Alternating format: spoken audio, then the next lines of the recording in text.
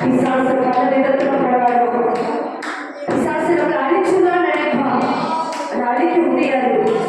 நீ கர்த்தருடைய பாதத்தில் இருக்கும் பொழுது உன்னை அவன் தொட முடியாது, அவன் அணுக முடியாது. சத்துருவை பாதமணியாக்கி போடுவேன் சொல்லியிருக்கிறார்.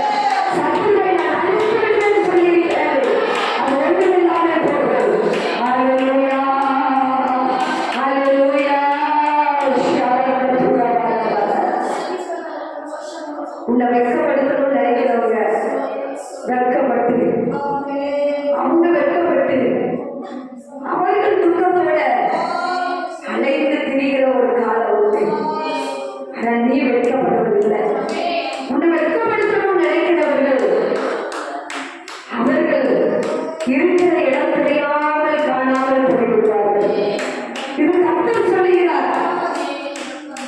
நீ நல்ல நினைச்சு பாருங்க.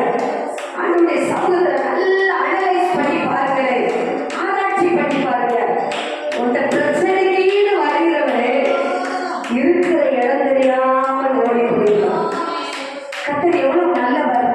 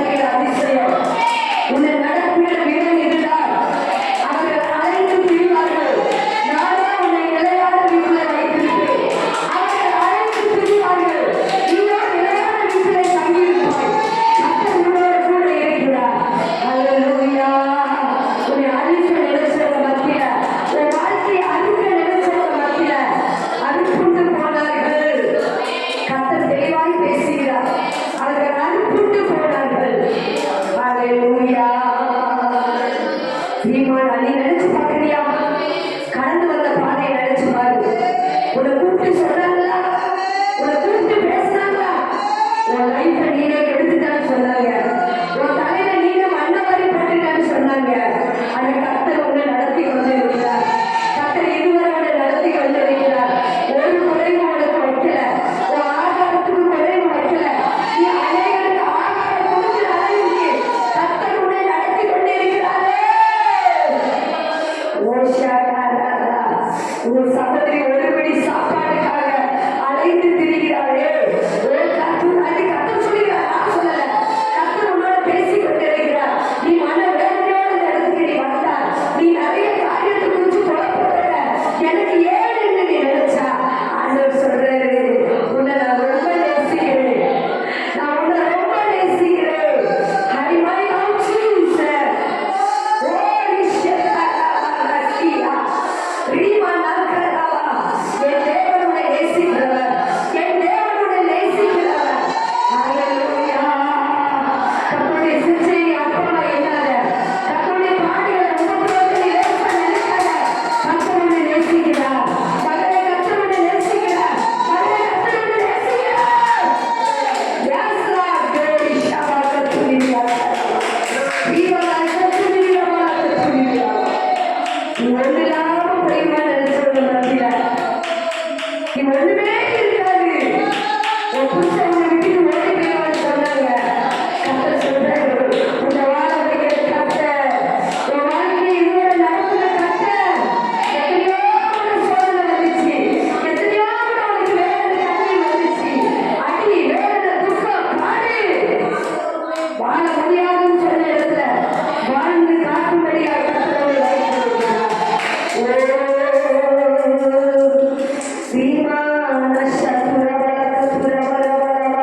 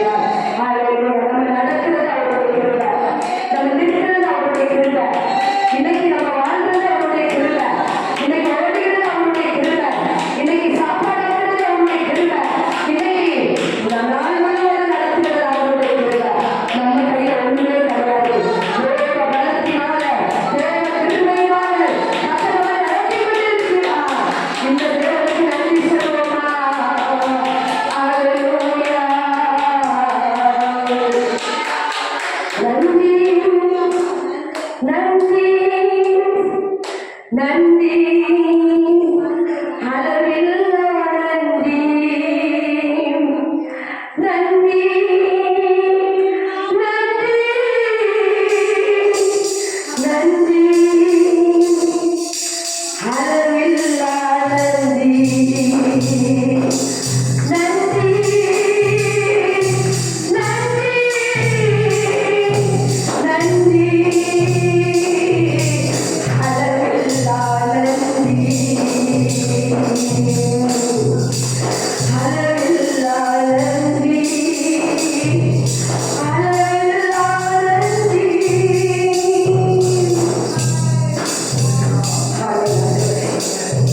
தேவனுக்கு நன்றி பலியிடுங்கள். உங்கள் காரியங்களை கத்து செய்கிறார்கள். உங்களுடைய பாதத்தில் எங்களை தாழ்த்தி அர்ப்பணிக்கிறோம். இயேசு மூலம் ஜெபங்கள் நல்ல பிதாவே.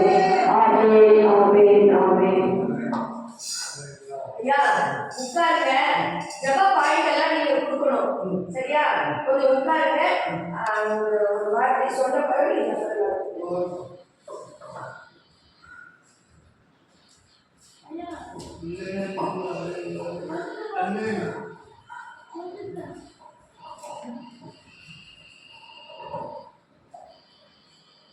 கர்த்தருடைய நாமம் மகிமைப்படுவதாக.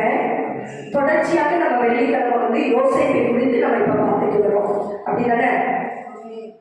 யோசேப்பை குறித்து நம்ம பார்க்கும் பொழுது ஆதியாகமம் 45ஆம் அதிகாரம் 5, 6, 7, 8 வசனங்களை நாம் வாசிப்போம்.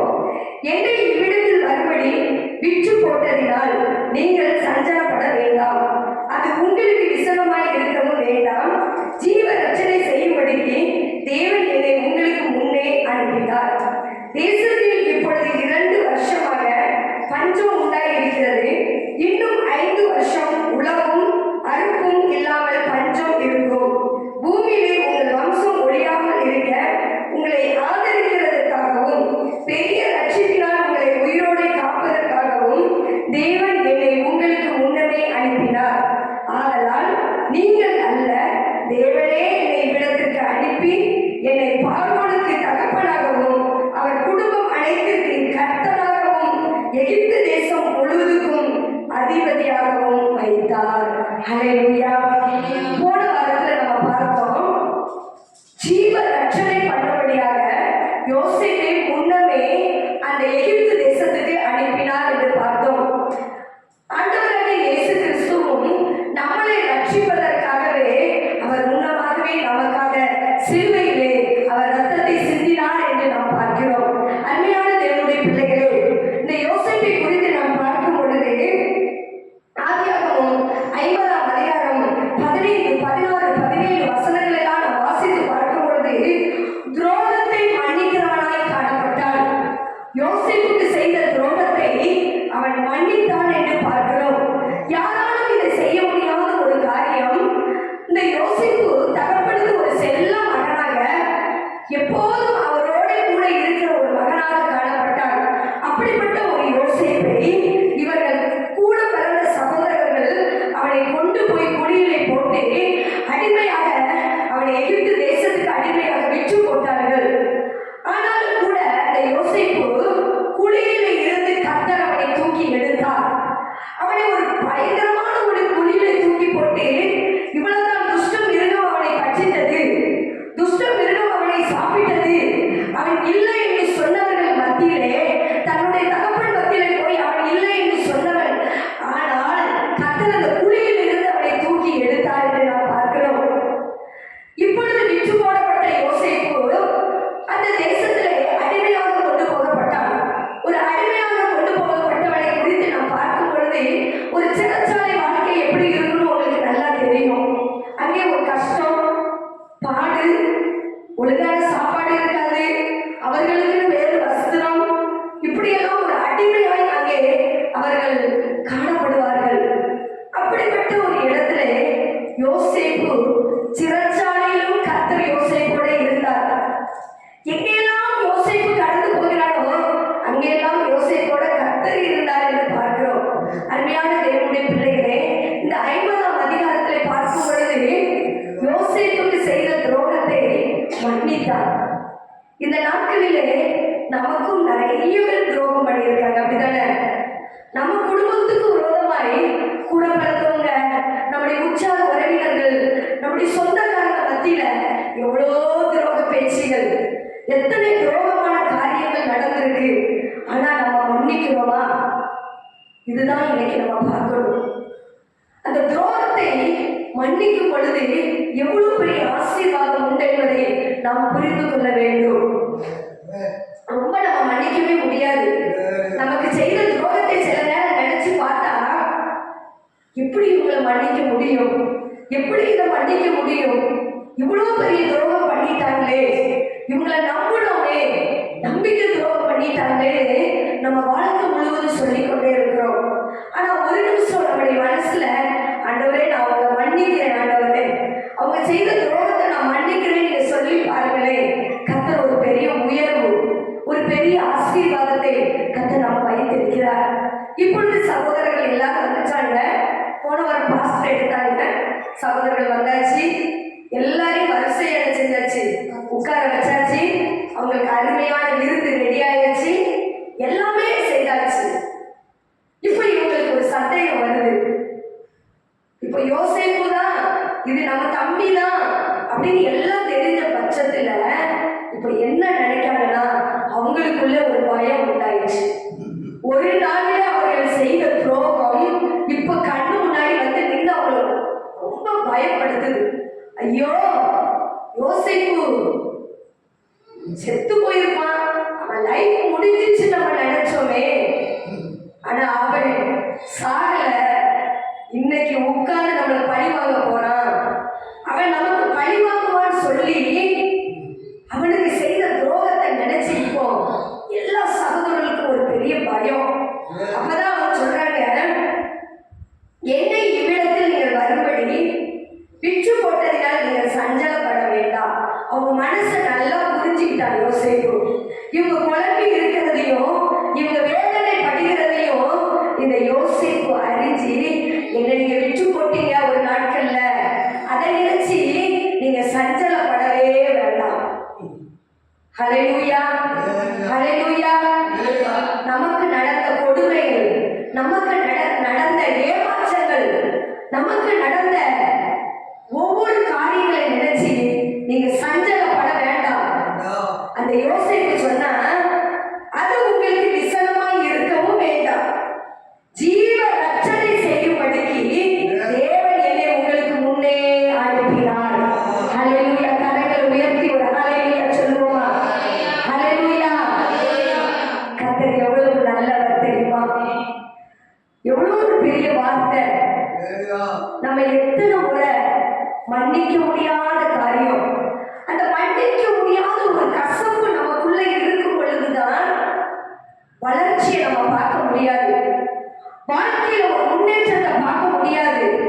ஆனா நமக்கு விரோதமாய் செய்தவர்களுடைய காரியத்தை மன்னிக்கும் பொழுது அந்த கசப்பு நம்மளை விட்டு மாறா என்ற அந்த கசப்பு நம்மளை விட்டு போயிடுச்சுன்னா அங்கே ஒரு செழிப்பு வந்துடும், அங்க ஒரு தித்திப்பு வந்துடும், அங்க ஒரு இனிமை, ஒரு மகிழ்ச்சி, ஒரு சந்தோஷத்தை கர்த்தர் கொடுத்து விடுவார். அது மட்டுமல்ல, ஒரு உயர்வு வந்துவிடும். ஹல்லேலூயா. இந்த யோசேப்புக்கு இவ்வளவு பெரிய உயர்வு வந்ததுக்கு காரணம் என்ன தெரியுமா? துரோகத்தை மன்னிச்சான். ஒரு மனுஷனுக்கு செய்ய முடியாத ஒரு காரியம் என்ன தெரியுமா? நமக்கு ரொம்ப துரோகம் பண்ணவங்கள பார்த்துட்டோம், கொலை வெறி வந்துடும். அப்படிதானே? எதையாவது ஒண்ணு செய்யணும் நம்ம நினைக்கிறோம். அப்படிதானே? நம்ம மனசுக்குள்ள ஃபுல்லா திங்கிங் எப்படி ஓடுது, அவங்களுக்கு ஏதாவது ஒண்ணு பண்ணணும், அவங்க எப்படி பண்ணிட்டாங்க, அவங்களுக்கு ஒரு சரியான பாடம் கற்றுக் கொடுக்கணும், அவங்களுக்கு இதை செய்யணும் அதை செய்யணும் நம்ம உள்ளத்துல பேசுறோம். ஆனா கர்த்தர் என்னோட பேசுறான். உனக்கு விரோதமா துரோகம் பண்ணவங்கள நீ மன்னிச்சிருன்னு சொன்னார். அதனாலதான் இந்த வார்த்தை இன்னைக்கு நான் எடுத்து இதை காலையில தியானம் பண்ணும்போது, துரோகம் அந்த வார்த்தை வந்து ஒரு கொடிய வார்த்தை, மன்னிக்கவே முடியாத ஒரு வார்த்தை. ஆனா ஆண்டவராகிய இயேசு கிறிஸ்து காட்டி கொடுத்தவனை பார்த்து என்ன சொன்னாராம்? சிநேகிதனே, சிநேகிதனே, உன் முத்தத்தினாலா என்னை காட்டி கொடுத்தா. பாருங்க, இவ்வளவு ஒரு அருமையான ஒரு வார்த்தை. நம்ம சொல்லுவோமா? நம்மளை அடிச்சவனை பார்த்து, நம்மளை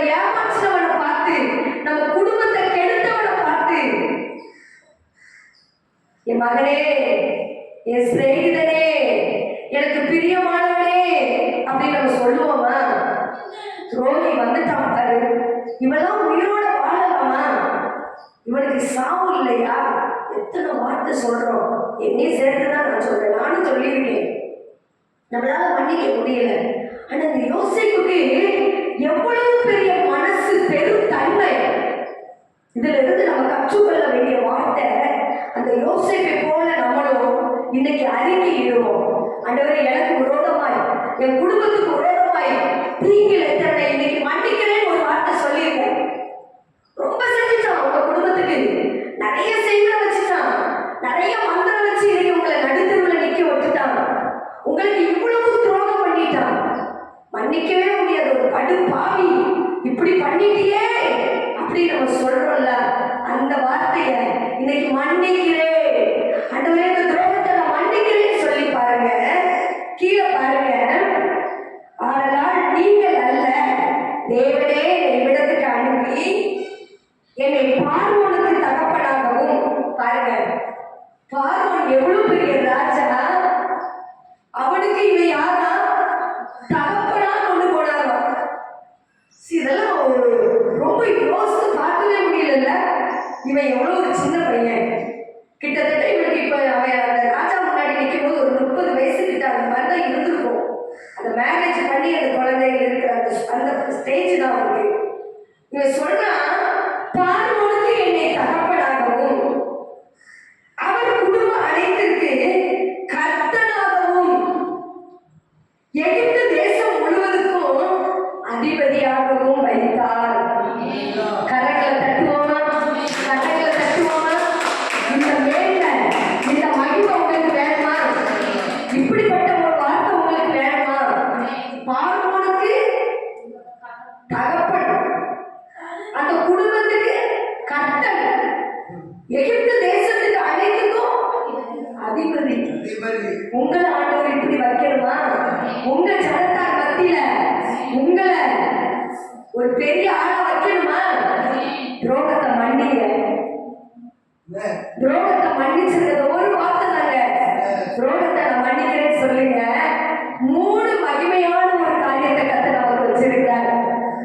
தகப்பனாய், கர்த்தனாய், அதிபதியாய். இதை நல்ல வீட்டுல போய் நல்லா யோசிச்சு பாருங்க, எழுதி வச்சுக்கோங்க. இந்த அதிகாரத்தின் மேல கைய வச்சு, இது போல எனக்கு நடக்கட்டும், யோசிப்பை போல நான் துரோகத்தை மன்னிக்கிறேன், என் சகோதரர்கள் பண்ணின காரியத்தை நான் மன்னிக்கிறேன் அப்படி நம்ம சொல்லி பார்ப்போங்க. நிச்சயமாகவே கர்த்தர் பாருங்க, ஆண்டவர் எவ்வளவு பெரிய காரியத்தை இதெல்லாம் நினைச்சு பார்க்க. நான் காலையில உட்கார்ந்து அனலைஸ் பண்ணி பார்த்தேன், கொஞ்சம் இதெல்லாம் உட்கார்ந்து தியானித்து பார்த்தேன். இது ஒண்ணு மாத்திரம் இல்லைங்க, இது மாத்திரம் இல்லை, இந்த 3 காரியம் மாத்திரம் இல்லை. யோசேப்புக்கு செய்த ஒரு மகிமை, உயர்வு. அப்புறம் பார்க்கும் பொழுது ஆதியாகமம் 50:23 பிள்ளைகளின் பிள்ளைகளை கண்டான். கரங்களை தட்டுவோமா? உன்னை வாலிபத்திலே முடிஞ்சு போயிடணும்னு நினைச்சாங்க, குடியில இருக்கும் போதே ஒரு சாப்டர் காலி ஆயிட்டுன்னு நினைச்சாங்க. இப்ப 8 தேசத்துக்கு அடிமையா போயிட்டான், இவன் இன்னும் ஒரு அடிமை வாழ்க்கை வாழ்வான்னு நினைச்சாங்க. ஆண்டவர் சொல்ற, நீ பிள்ளைகளின் பிள்ளைகளை காண்பாய். பாத்தீங்களா? ஒரு சில காரியங்கள் நமக்கு விரோதமாய் வச்சிருப்பாங்க பாருங்க, பாதி அற்ப வயசுல இவன் முடிஞ்சிடணும், இவன் குடும்பம் என்ன செஞ்சிடணும், அழிஞ்சு போயிடணும், இவன் எழுதக்கூடாது, இவளை அடியோடு அழிச்சிடணும்னு நினைப்பாங்க பாருங்க.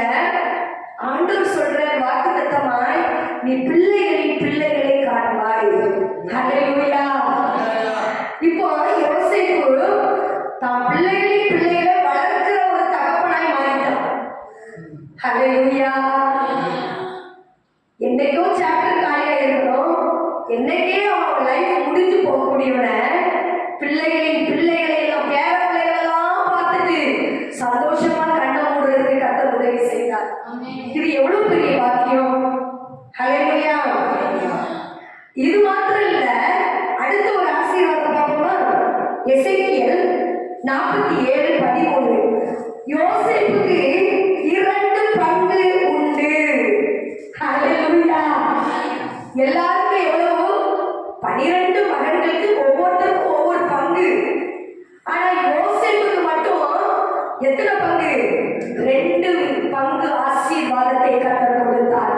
ஹல்லேலூயா, ஹல்லேலூயா. இழந்து போனதை உனக்கு ரெட்டிப்பாய் கொடுக்கிறவர் இயேசு. இழந்து போன நன்மைகளை உனக்கு ரெட்டிப்பாய் கொடுக்கிறவர். அன்னைக்கு யோபு எல்லாவற்றையும் ஒரே நாள்ல இழந்து போயிட்டான். எல்லாம் இழந்துச்சான் யோபு. மனைவி இப்ப என்ன சொல்றாங்க? எதுக்கு உனக்கு இந்த ஜீவனை வச்சுட்டு இருக்கிற? பிள்ளைகள் போயிட்டு, ஆடு போயிட்டு, மாடு போயிட்டு, ஒட்டகம் போயிடுச்சு, கழுத போயிட்டு, குதிரை போயிட்டு, குடும்பமே போயிடுச்சு. இப்ப உனக்கு எதுக்கு இந்த ஜீவன்? தேவனை தூசித்து ஜீவனை விட்டு இனி நீ வாழாதான் சொன்னார் யோபுடைய மனைவி. ஆனா இந்த யோபு தன் நாவினால் பாவம் செய்யவே இல்லை. கர்த்தருக்கு விரோதமான வார்த்தைகளை பேசவே இல்லை. ரொம்ப நாள் இப்படி ஓடிட்டே இருந்துச்சு. யோபு எவ்வளவு பெரிய வாழ்க்கை வாழ்ந்துட்டு இருந்தவன். ஒரு சீமான், ஒரு உத்தமன், ஒரு சன்மார்க்கன், தேவனுக்கு பயந்து வாழ்ந்தவன். ஆனா இப்ப என்ன நடக்குது? தெருவுல வந்தவர், தெருவுல இருக்கக்கூடிய சூழ்நிலை வந்துச்சு. எல்லாத்தையும் இழந்து ஒரு ஓட்டை எடுத்து நல்லா சொரிஞ்சி தெருவுல உட்கார்ற நிலவரம் வந்துச்சு. ஒரு நாட்கள்ல யோபு தெருவுல நடந்து போனா கையை தூக்கி கும்பிடுறவங்க இருந்தாங்க. இப்ப யோபை பார்த்து சிரிக்கிறவங்க, சின்ன பிள்ளை கூட யோபை பார்த்து பரிகாசம் பண்ணுது. இப்படிப்பட்ட ஒரு நிலவரத்துல கூட யோபு தேவனை விட்டு கொடுக்கவே இல்லை. கர்த்தர் கொடுத்தார், கர்த்தர் எடுத்தார், கர்த்தருக்கு ஸ்தோத்திரம் சொன்னார். ஆனா ஆண்டவர் அப்படியே நீடிக்க விடல. ஒரு நாள் வந்துச்சு, யோபுக்கு பெரும் காற்றில் இருந்து ஆண்டவர் உத்தரவு கொடுத்தாரா, யோபுவே உன் சிநேகிதர்களுக்காக நீ ஜெபி, உன் சிறையிருப்பை நான் என்ன செய்வேன்? மாற்றுவேன் சொல்றாரு. யோபு தன் சிநேகிதர்களுக்காக ஜெபித்தான். எப்படி ஜெபிக்க முடியும்? நம்ம ஜெபிப்போமா? கூட இருந்த நண்பர்கள் என்ன சொன்னாங்க? போடா, நீ ஏதோ பெரிய தப்பு பண்ணி இருக்கிற, ஏதோ பெரிய பாவம் பண்ணி இருக்கிற, அதுதான் உன் குடும்பம் இப்படி ஆயிடுச்சு. இன்னைக்கு நமக்கு ஒரு பாடு உபத்திரம் வரும்போது நம்ம கூட இருக்கிறவங்க என்ன சொல்லுவாங்க தெரியுமா?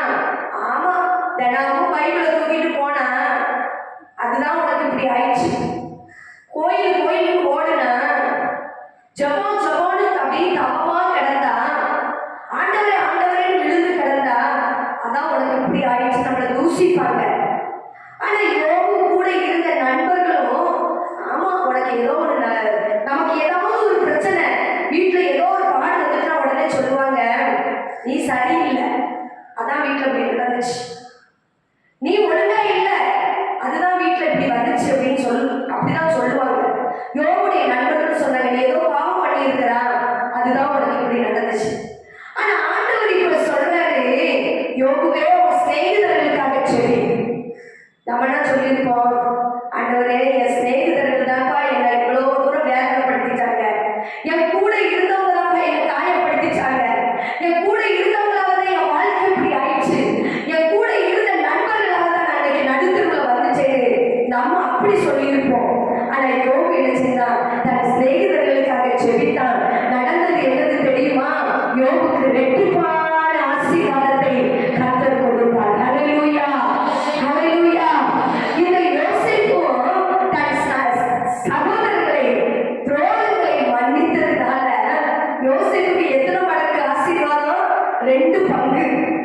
எல்லாருக்கும் ஒரு பங்குனா யோசேப்புக்கு மட்டும் 2 பங்கு ஆசீர்வாதத்தை கர்த்தர் கொடுத்தார் என்று பார்க்கிறோம். ஹல்லேலூயா. ஒபேதியா 1:18. ஒபேதியா 1:18.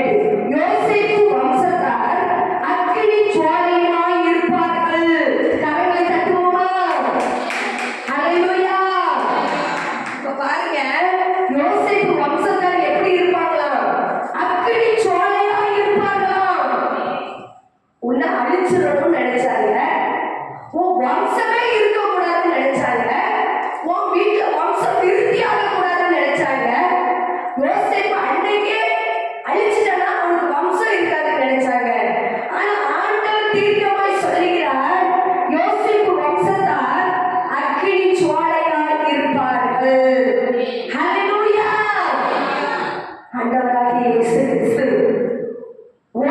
குடும்பத்தையும் அக்னி ஜுவாலையாய், உன் வம்சத்தையும் அக்னி ஜுவாலையாய் வைக்கிற தேவனாய் இருக்கிறார்.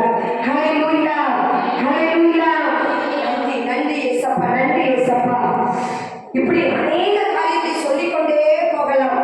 எபிரேயர் 11:22 பார்த்தா, விசுவாசத்தினாலே யோசேப்பு இஸ்ரவேல் புத்திரர் எகிப்து தேசத்தை விட்டு புறப்படுவார்கள் என்பதை பற்றி தன் அந்நிய காலத்தில் பேசி தன் எலும்புகளை குறித்து கட்டளை கொடுத்தான். முன்னமே அவனுக்கு ஒரு விசுவாசம் பாருங்க.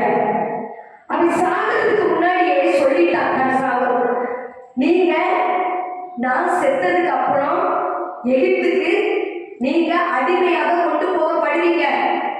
ஆனா அடிமையாக கொண்டு போகப்பட்டாலும் அங்கே இருந்து ஒரு நாள் உங்களை ஆண்டவர் வெளியே கொண்டு வருவாரு.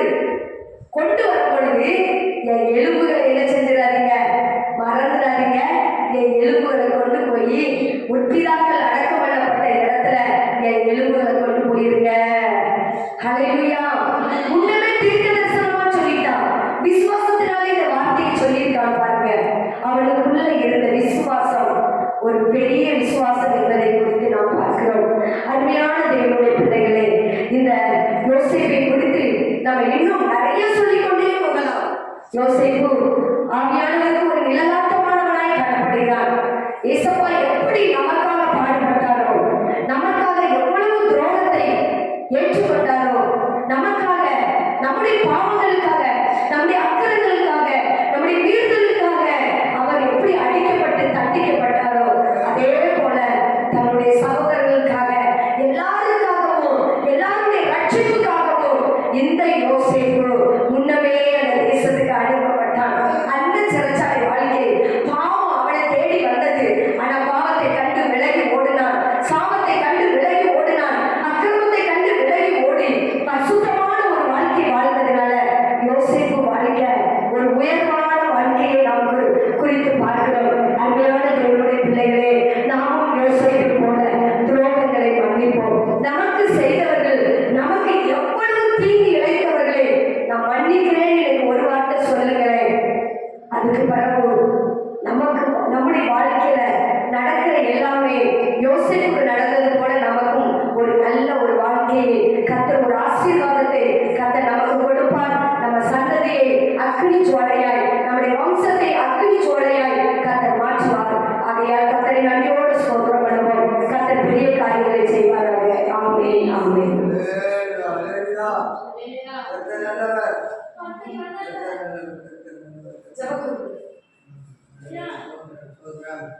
Praise the Lord, praise the Lord.